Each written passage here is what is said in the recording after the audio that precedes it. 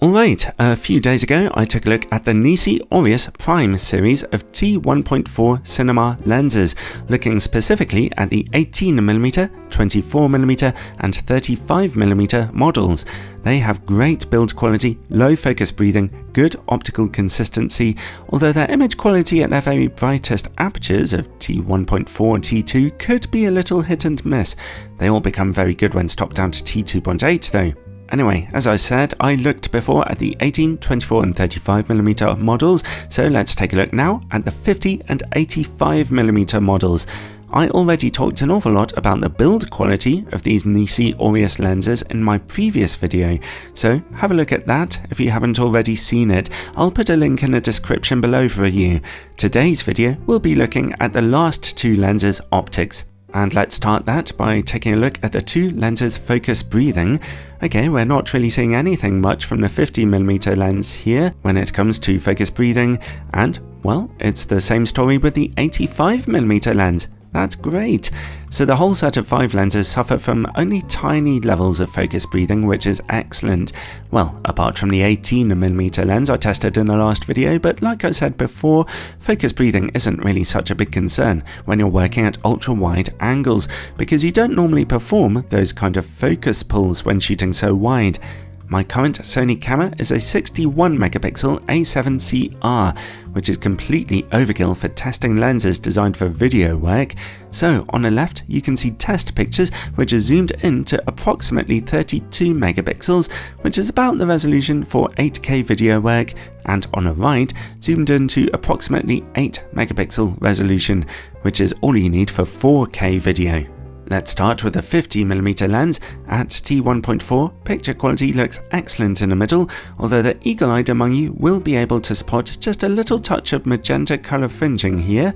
Stop down to T2 though, for sharpness and contrast to become perfect in the middle. Let's open back up to T1.4 and take a look in the image corners then. Okay, they're softer than the middle, but actually not bad at all. Stop down to T2 or T2.8 for gradual improvements that lead to great image quality in the corners, although the very far edges do still look slightly soft. At T5.6 and T8, they eventually look perfectly sharp.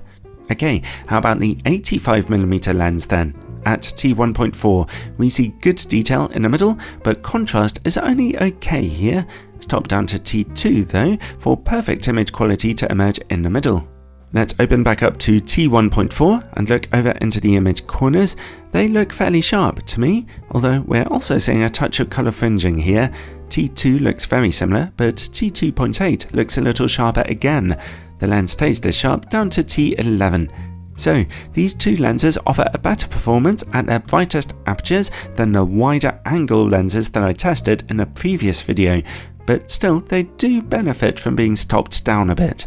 When it comes to shooting close up, here's what the two lenses can do. Out of the whole set of 5, in my tests, it was the 35mm lens which can get you closest to your subject. These 50 and 85mm lenses are getting nice and close too, though, and their close-up image quality on your subject is pretty nice to see. There's quite a lot of detail there, even at T1.4. Let's take a look at distortion and vignetting. Good news here, it's a consistent performance, as each of the two lenses show a very similar level of mild barrel distortion and somewhat heavy vignetting at T1.4. Stop down to T2 and those corners brighten up, and at T2.8 they're all pretty even. Vignetting and distortion are really consistent across all 5 of these NiSi Aureus lenses, which is fantastic to see, as it will make your video editing process that much more easy. Let's see about work against bright lights then. Both the 50 and the 85mm lenses show less flaring than the wider angle 18 and 24mm lenses, although overall they're only giving an averagely good performance here. Some flaring is still quite visible, and a few unwanted reflections when bright lights are right on the edge of the image are to be seen, but it's nothing too egregious. More important than hard resolution levels and pixel peeping for lenses like these though, are the rendering and the footage you can get out of them. So here's some more example footage for you. I presented all 5 of the lenses with some pretty tough backgrounds to render here. on the whole, the bokeh has a slightly busy look to it, with a little outlining in places, especially in transitional areas and on the 50mm lens. The backgrounds on the 85mm lens do look a bit softer though, softer than the other 4 lenses in the set. So if you're looking for especially soft backgrounds rather than a more characterful rendering of the other lenses, then the 85 is the lens to go for there. When it came to light transmission and color cast, the 5 lenses were nice and consistent together, so that's something else professional video makers really look for in their lens sets.